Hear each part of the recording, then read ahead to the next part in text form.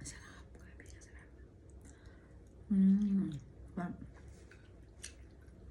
Gigi. Sarap na. Chichi. Sarap.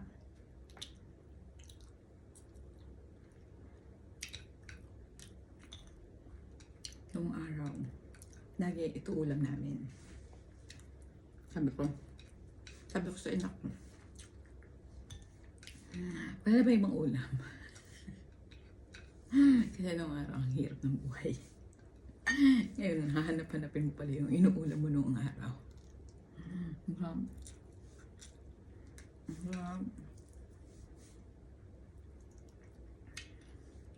Ngayon ito na, paborito ko. Kung nung bata ako, hit to, paksiw. Okay. Ngayon ko, pag nagpaksiw yung nanay ko, wala kami mantika, paborito kong perito. Bakit may ulam namin, wala naman kami mantika. Pero ngayon, pag tumatanda ka pala, ay bumabata ka na. Mas healthy na to.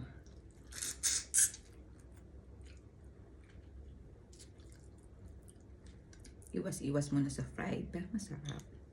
Inaamin ko naman, paborito ko ang pirito, fried. Lahat ng fried. Lalo ni crunchy, malutong. Paborito ko talaga. Kaya lang, hindi na pwede. Pero, thank you ako kasi umabot ako dito sa age ko na to na hindi pa ako nagme-maintenance. Wala akong maintenance. Yun lang. Yung huli kong check-up. At pa-general check-up ako. Nasa border na daw ako ng diabetes.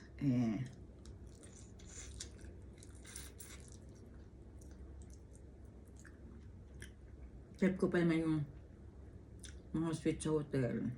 So, alam na. Actually, ang hirap kasi.